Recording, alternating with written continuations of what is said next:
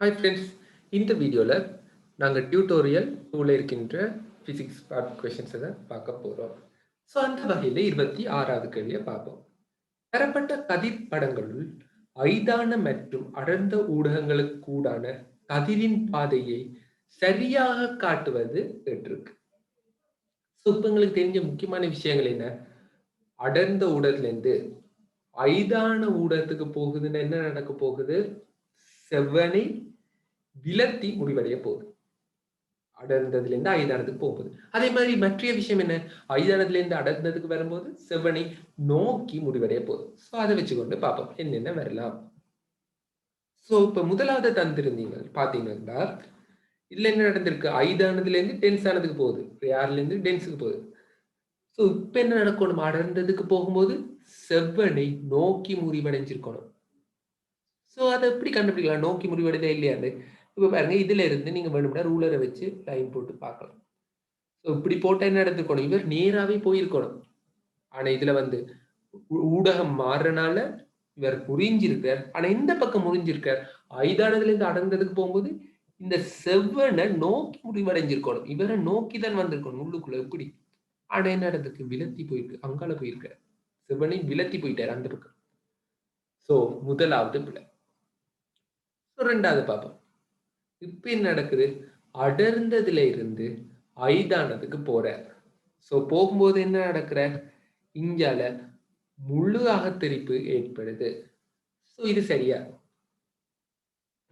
முழு அகத்தரிப்பு ஏற்படணும்னா என்னவா இருக்கணும்? எங்களுக்கு தெரிஞ்ச முக்கியமான விஷயம், அடர்ந்த ஊடகத்துல இருந்து ஐதான ஊடகத்துக்கு போயிருக்கணும். யார்ல டென்ஸ்ல இருந்து கொண்டு யாருக்கு போயிருக்கணும். சோ அப்படி போற சந்தர்ப்பத்துல மட்டும்தான் என்ன நடக்கலாம்? முழு அகத்தரிப்பு ஏற்படலாம், இல்லாட்டி மருவி செல்லலாம். ரெண்டாவது குற்று சரி. ஸோ இதுல சில நேரம் என்ன தருவான்? ஐதானதுல இருந்து அடர்ந்ததுக்கு போற மாதிரி தந்துட்டு சில நேரம் குழப்ப பார்ப்பான். ஸோ கவனமா இருக்கணும். ஸோ மூன்றாவது பார்ப்போம். மூன்றாவதுல என்ன தந்திருக்கான்? ஐதானதுல இருந்து அடர்ந்ததுக்கு போகுது, யார்ல இருந்து டென்ஸுக்கு போகுது. ஸோ இப்ப எங்களுக்கு ஷுவரா தெரியும் என்ன? அடர்ந்ததுல இருந்து ஐதானதுக்கு போனா மட்டும்தான் இப்படி தெரிப்படையலாம், முழுவாக தெரிப்படையலாம், இல்லாட்டி மரவி போகலாம். இவ்வாறு போறதுதான் மரவி போறதுன்னு சொல்ல போறோம். ஆனா இதுல என்ன நடந்திருக்கு? ஐதானதுல இருந்து அடர்ந்ததுக்கு போயிருக்கு. ஸோ ஐதானதுல இருந்து அடர்ந்ததுக்கு போகும்போது என்ன நடக்கணும்? கட்டாயம் எப்படி ஒண்ணுமே நடக்கல. கட்டாயம் அவர் அங்கால போய் தானே ஆகணும். எப்படி போகணும்? செவ்வனை நோக்கி தான் முடிவடைஞ்சு போகணும். இப்படித்தான் போயிருக்கலாம். இப்படி ஒரு சான்ஸே இல்லை. ஷுவரா தெரிஞ்சுக்கணும். அடர்ந்ததுல இருந்து ஐதானதுக்கு போகும்போது மாத்திரம் தான் என்ன நடக்கும்? முழுகத்தரிப்பு இல்லாட்டி மருவி செல்லலாம். ஸோ இதுலயும் என்ன நடந்திருக்கு? ரியால்ல இருந்து டென்ஸுக்கு போயிருக்கு. அதாவது ஐதானதுல இருந்து நடந்ததுக்கு போயிருக்க. ஸோ அப்படி போகும்போது என்ன நடக்க போகுது? இது கட்டாயமா வராது. முழுகாத்திருப்பு கட்டாயம் என்ன தெரியாது, நடக்காது. இது கட்டாயமா தெரிஞ்சுக்கணும். முழுகாத்திருப்பு இல்லாட்டி மரபி சொல்லணும்ன்ற முக்கியமான ரூல்ஸ் அடர்ந்ததுல இருந்து ஐதானதுக்கு போயிருக்கணும். டென்ஸ்ல இருந்து யாருக்கு போயிருக்கணும். ஸோ ஆன்சர் எத்தனையாவது இருக்க போகுது? ரெண்டாவது ஆன்சராகத்தான் இருக்க போகுது. ஸோ அடுத்த கேள்வியை பார்ப்போம். பொருள் ஒன்றானது குவிவாடி ஒன்றின் முன்னால் தலைமை அச்சில் வைக்கப்பட்டுள்ளதை உரு காட்டுகிறது. அப்பொருளினை ஆடியை நோக்கி அசைக்கும் போது பிம்பத்தில் ஏற்படும் மாற்றம் யாதுன்னு கேட்டிருக்காங்க. பொருள் ஒன்றை என்ன செய்திருக்கான்? அந்த மிரருக்கு முன்னுக்கு வச்சிருக்காங்க, குவிவாடின்னு தந்திருக்கு. அதுக்கு முன்னுக்கு வச்சிருக்காங்க. அப்பொருள் என்ன செய்யறாங்கன்னா ஆடியை நோக்கி அசைக்கிறாங்களா. மிரரை நோக்கி அசைக்கும் போது பிம்பத்தின பெர்மனன்ட்ல ஏற்படுற மாற்றத்தை கட்டுரும். ஸோ இதுல முக்கியமான விஷயம், இதுல டிரெக்டா நீங்க பார்த்து கொண்டு ஒன்றும் செய்யலாது. இதுக்கு நீங்க என்ன செய்யணும்? எப்படி இதுல இமேஜ் வருது, எங்க அந்த பிம்பம் வருதுன்னு ஃபர்ஸ்டா கண்டுபிடிப்போம். ஸோ இமேஜ் அதுக்கு உங்களுக்கு தெரிஞ்சுக்கணும். எப்படி அதுல இமேஜை கீறுன்றது கட்டாயமா தெரிஞ்சுக்கணும். ஸோ இதுல உங்களுக்கு பேசிக்கான ரூல்ஸ் தெரியும், அதை வச்சு கீற பார்ப்போம். இப்போ ஒரு கதிர் வந்து இந்த புள்ளியிலிருந்து சியை நோக்கி வந்த என்ன நடக்கும்? சியினூடாகவே விலத்தி செல்லும். இது முதலாவது போய் சியை நோக்கி வந்திருந்தா இதுல முக்கியமான பாயிண்ட், அங்கால கதிர் வராது, இந்த இடத்துலயே முடிவடைஞ்சிடும். முடிவடைஞ்சு என்ன செய்யும்? அதே பாதையினூடாக போகும். இப்ப பாத்தீங்கன்னா இப்படி வருதுண்டா திருப்பி என்ன செய்யும்? பட்டு சீலிருந்து வர மாதிரியே போகும். சீயை நோக்கி போற மாதிரி போச்சுன்னா திருப்பி பட்டு சீயை நோக்கி வர மாதிரி வரும். ஸோ இது உண்மையிலேயே டொட் லைன்ஸ் ஆகுது. இஞ்சால காட்டணும். இஞ்சால இருந்து என்ன நடக்க போகுது? உண்மையிலேயே கதிர் உள்குள்ளால பிச்சுட்டு போவாது. எப்படி போகும்? அதுல பட்டே தெரிச்சிடும். ஸோ இவ்வாறு நடக்கும்.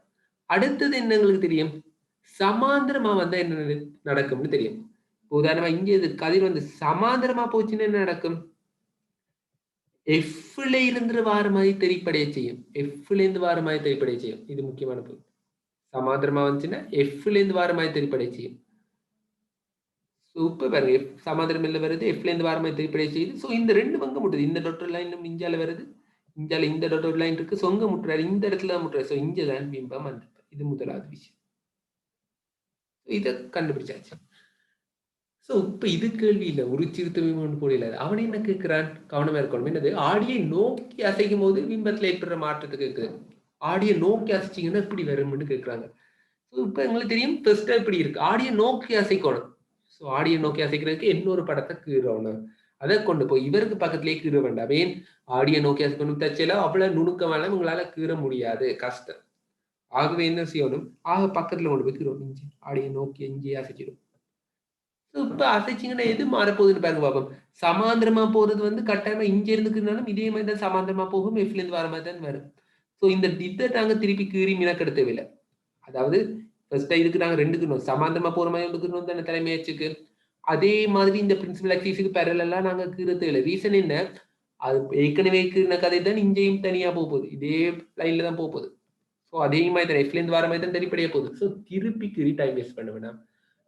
ஸோ ரெண்டாவது கதிர் எங்களுக்கு என்ன தெரியும், சியை நோக்கி போறது. ஸோ அதைத்தான் நாங்க இப்ப கீறி பார்க்கணும் இதுல. ஸோ இப்ப இதுல இருந்து கொண்டு சியை நோக்கிக்கிறீங்கன்னா என்ன நடக்குது பாருங்க. இவர் சியை நோக்கி கீறினீங்களா, எந்த இடத்துல வர போறாரு, இதுல இருந்து வந்துச்சுன்னா சியை நோக்கி வந்துச்சுன்னா அதுலேயே வார மாதிரி, அதுல இருந்து வார மாதிரி தெரிப்படைஞ்சு போயிருப்பார். சில இருந்து வர மாதிரி ரிஃப்ளெக்ட் ஆகி போயிருப்பார். இதுல கணக்கு கீறவங்களுக்கு குழப்பமா இருக்கும். சில இருந்து வார மாதிரி வாரவர், சியை நோக்கி வார மாதிரி போறவர், சியில இருந்து வார மாதிரி விலத்தி போவார். ஸோ இவர் எங்க முட்டி இருக்காரு, இந்த லைனை ரெண்டு லைன் எங்க முட்டி, இந்த இடத்துல முட்டி இருக்காரு. இங்கதான் இமேஜ் வந்திருக்கு. பக்கத்துல நோக்கி அசைச்சதுக்கு இவர்கிட்ட இமேஜ் எங்க இருக்கு, இங்க இருக்கு. இவர்கிட்ட இமேஜ் வந்து எங்க இருக்கு, இந்த இடத்துல இருக்கு. ஸோ இப்ப சொல்லுங்க பார்ப்போம், இந்த ரெண்டு இமேஜையும் ஒப்பிட்டு சொல்லுங்க பார்ப்போம் என்ன நடந்திருக்கு. ரெண்டுமே என்ன நடந்திருக்கு, இவர்ல பெருமன் பெரிதாயிருக்கிற அதே நேரம் என்ன நடந்திருக்க, மிரரை நோக்கி அசைஞ்சிருக்க. ஸோ பெருமன் பெரிதாவதுடன் ஆடியை நோக்கி அசைக்கும். ஸோ இதுக்கு கட்டாயம் உங்களுக்கு தெரிஞ்சுக்க வேண்டிய விடயம், நீங்க கட்டாயமா படத்தை கீறிதான் பார்க்கணும். அதை நீங்க என்ன செய்யலாம்னு பாத்தீங்கன்னா, கொஞ்சம் பெரிய படமா கீறி பாத்தீங்கன்னா ரஃபா நீங்க கீறி பாருங்க. உங்கள்ட்ட பேப்பர் தருவாங்க, ரஃப் ஷீட்ஸ் தருவாங்க. ஸோ அதுல நீங்க கீறி பார்க்கலாம். அப்படி வடிவா நீங்க அளவு எடுத்து கீறி பார்த்ததான் சியும் எஃப்பும் வடிவா குறிச்சு, சின்ற நடுப்புள்ளி சியையும் அந்த ஆடிக்கும் இடையிலான நடுப்புள்ளி, அதாவது அரைவாசியில தான் என்ன இருக்கும், இந்த எஃப் இருக்கும். ஸோ அதெல்லாம் நீங்க வடிவா மார்க் பண்ணி தான் கீறணும். அப்படி கீறினீங்கன்னா அச்சொட்டா அதே ஆன்சர் வரும். ஸோ என்ன ஆன்சர் வரப்போகுது, ரெண்டாவது ஆன்சர் வரப்போகுது. அதாவது பெருமன் பெரிதாகுது, அதே மாதிரி ஆடியை நோக்கி அசையுது.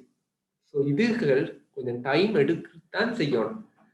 இதுக்கு நீங்க என்ன செய்யணும், இப்பிலேருந்து வடிவ பிராக்டிஸ் பண்ணுங்க. எப்படி மிரர்ல கீறது, எப்படி லென்ஸ் தரும்போது எப்படி இமேஜ் காட்டுறதுலாம் அச்சோட்டா தெரிஞ்சிருந்தா அப்போ ஒரு பிரச்சனையும் இல்லை, பயப்படாம நீங்க செய்துட்டு வரலாம். தொடர்ச்சியாக அடுத்த கேள்வியை டிஸ்கஸ் பண்ணுவோம்.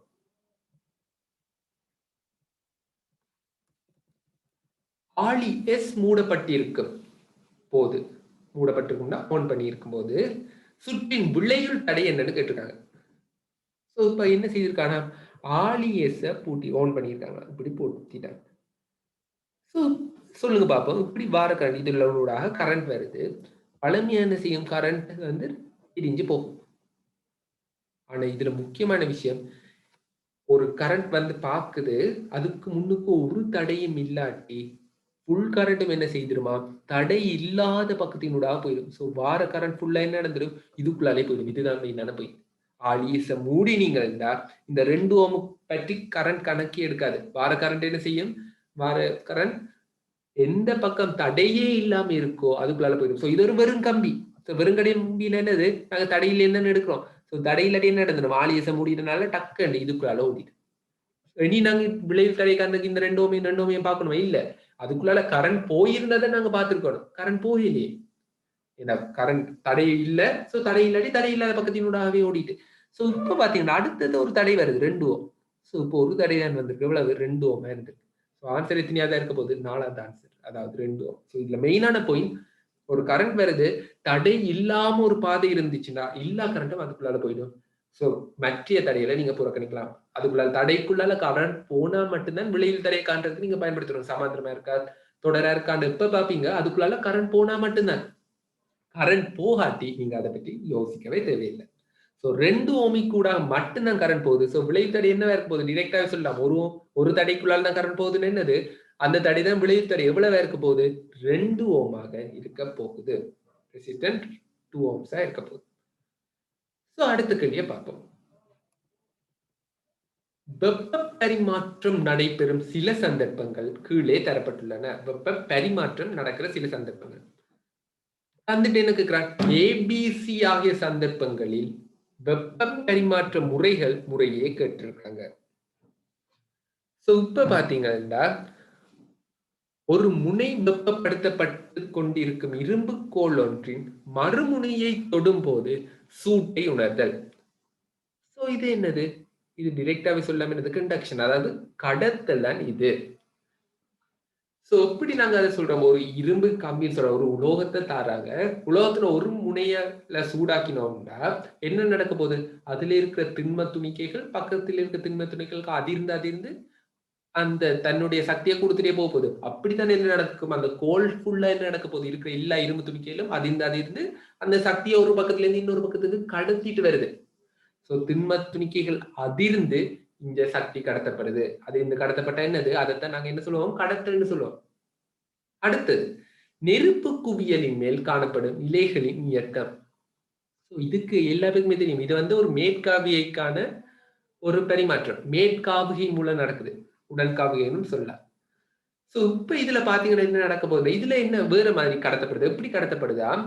இப்ப மேற்காவிய ஓட்டம் உங்களுக்கு தெரிஞ்சுக்க வேண்டியது, ஒரு சூடான ஒரு பொருளை கீழே வச்சுங்களா, நெருப்பு குவியல் இருக்குன்னு இப்போ நெருப்பு குவியல் இருந்துச்சுன்னா என்ன நடக்கும்? பக்கத்துல இருக்கிற வழி என்ன செய்யும்? ஹீட் ஆயிடும். சோ ஹீட்டான என்ன நடக்கும்டா, அடர்த்தி வந்து என்ன நடக்க போகுதுன்னா, வலி வந்து ஹீட் ஆச்சுன்னா வலி விரிஞ்சிடும். வலி விரியும். ஹீட் பண்ண வலி விரியும். சோ எக்ஸ்பேண்ட் ஆன என்ன நடக்கும்னு பாத்தீங்கன்னா டென்சிட்டி குறையும், அடர்த்தி குறையும். வலி விரிஞ்சு ஐதாச்சுன்னா என்ன நடக்கும்? டென்சிட்டி குறையும். டென்சிட்டி குறைஞ்சு என்ன நடக்கும்? டக்குன்னு மேல் நோக்கி போயிடும். சோ இந்த இடத்துல என்ன நடக்கும்? ஒரு வேக்யூம் வந்துடும், வெற்றிடம் வந்துடும். சோ அதை நிரப்புறதுக்கு என்ன செய்யும்? வேற ஒரு வழி வரும், குளிரான வழி வரும். சோ பிறகு என்ன செய்யும்? அதுவும் என்ன செய்யும்? திருப்பி சூடாகி மேல போயிடும். இது டென்சிட்டி குறைய, ஐதான அடர்த்தி குறையிறதுக்கும் போது திருப்பி அந்த வழி மேல போக வேற இன்னொரு இடத்துல இருந்து வழி வரும். சோ இவ்வாறு ஒவ்வொரு வழியும் என்ன செய்யும்? அந்த வந்து தாங்க ஹீட்டை பெற்றுக்கொண்டே இருப்பாங்க. வெப்ப பரிமாற்றம் நடக்குது. அதுதான் நாங்க என்ன சொல்லுவோம்? மேற்காவின்னு சொல்லுவோம். மேற்காவி ஓட்டம்னு சொல்லுவோம். சோ ரெண்டாவது மேற்காவி. மூன்றாவது சிய பார்ப்போம். முழுமையாக அடைக்கப்பட்ட வாகனம் ஒன்றில் பயணிக்கும் நபர்கள் வெளியில் உள்ள நெருப்பின் சூட்டினை உணர்தல். சோ ஃபுல்லா க்ளோஸ் பண்ணி இருக்கான், ஃபுல் க்ளோஸ்ட். ஆனா அப்படி இருந்து வெளியில ஒரு நெருப்பு இருக்கு, அது இந்த சூட்டை இவங்களால உணரக்கூடியதாக இருக்குன்னா என்ன நடக்குது? மேற்காவே இல்லை. என்ன ஒரு வழியோட்டமும் நடக்கல ஏன்னா ஃபுல்லா க்ளோஸ்டா தான் இருக்கு. ரெண்டாவது கடத்தல் இருக்குமா? கடத்தல் மிக மிக குறையாதான் இருக்கும். ஏன்னா இருக்கிறது நடுவுல வலி மூலக்கூறுகள் தான் இருக்க போகுது. வலி வந்து கடத்துறது மிக மிக குறைவு, மிக குறைவு. சொல்ல காவலின்னே சொல்லலாம் கிட்டத்தட்ட. மிக மிக குறைவு. சோ கடத்தலும் இல்லை. ஆனா வெப்பம் உணர்றாங்க. அதுக்கு ரீசன் என்னண்டா, கதிர்ப்பு, ரேடியேஷன். அதாவது என்னண்டா, அந்த வெப்ப சக்தி என்ன செய்ய போறாங்கன்னா மின்காந்த கதிர்களாக வெளியேற்றப்படுது. ஐஆர் கதிர்களா, மின்காந்த கதிர்கள், எலக்ட்ரோ மேக்னெட்டிக் வேவ்ஸ். சோ அப்படி வரதான் நாங்க என்ன சொல்லுவோம்? ரேடியேஷன் சொல்லுவோம். சோ இதுல என்ன நடந்திருக்கு? கடத்தல நடக்கல, மேற்காவை நடக்கல. இந்த சந்தர்ப்பத்தில் என்ன நடந்திருக்கு? கதிர்ப்பு தான் நடந்திருக்கு. சோ அந்த வகையில விடைய பாத்தீங்கன்னா என்ன நடக்குது? முதலாவது கடத்தல், இரண்டாவது மேற்காவை, மூன்றாவது கதிர்ப்பாக இருக்க போகுது. சோ 30வது கேள்வியை இப்ப டிஸ்கஸ் பண்ணுவோம். புள்ளி சியில் தொங்க விடப்பட்டுள்ள மெல்லிய கோல் ஒன்று சமநிலையில் இருப்பதை உரு காட்டுகிறது. டபிள்யூவின் பெருமானம் சோ இப்ப என்ன தந்திருக்கான்? மெல்லிய கோல்டு தந்திருக்கான். சோ திணிவு இருக்காது. சோ இதுல தொங்க விட்டுருக்காங்க. சோ இப்ப எங்களுக்கு தேவை என்னது? டிரெக்டாவே சொல்லலாம். இது வந்து சமநிலையில இருக்கு, இக்லிபிரியத்துல இருக்கு, பேலன்ஸ்ல இருக்கு. சோ அப்படி பேலன்ஸ்ல இருந்தா என்ன சொல்லலாம்? இதுல விசை திருப்பு கட்டமை சமனா இருக்கணும். இப்போ உதாரணமா இந்த பக்கத்தால ஏற்படுத்தப்படுற வலஞ்சுழி விசை திருப்பமும், கிளாக் வைஸ்ல ஏற்படுற அந்த மொமெண்டமும், அதே மாதிரி இடஞ்சுழி விசை திருப்பமும் மொமெண்டம், அதாவது ஆன்டி கிளாக் வைஸா வர இந்த மொமெண்டம் என்னவா இருக்கணும்? ஈக்குவலா இருக்கணும். சோ இப்ப பாத்தீங்கன்னா வலஞ்சுழி திருப்பம் எவ்வளவு இருக்க போகுது? விசை தர தூரம், force into distance, perpendicular distance, செங்குத்து தூரம். சோ விசை தர செங்குத்து தூரம் தானே என்னது? திருப்பம். சோ வலஞ்சுழி திருப்பம் என்னவா இருக்க போகுது? W இன்டு விசை, W ஃபோர்ஸ், டிஸ்டன்ஸ் எவ்வளவு 1 மீட்டர். சீல இருந்து தான் நாங்க திருப்பத்தை பார்க்கணும். ஸோ இப்போ அடுத்தது பார்ப்போம். இந்த சீல இருந்தா உங்களுக்கு ரெண்டும் தெரியும். ஸோ இப்போ அடுத்தது சீல இருந்த மெட்டதை பார்த்தோம்னா என்னவா இருக்க போகுது? இடஞ்சுழி திருப்பத்தை பார்த்தோம்னா ஏல இருக்க போகுது. ஸோ இது எதுக்கு ஈக்குவலா இருக்க போகுது? ஏல எவ்வளவு விசை இருக்கு? 25 நியூட்டன். எவ்வளவு தூரம்? Distance 2 metre. ஸோ இதை ஈக்குவேட் பண்ணிக்கிற எவ்வளவு வரும்? W is equal to 50 newton வரப்போகுது.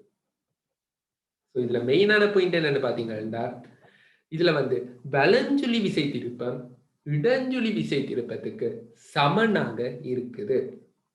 ஸோ அதுவும் என்ன புள்ளி பற்றி எடுக்கிறோம்? சி பாயிண்ட பற்றி தான் எடுக்க போறோம்.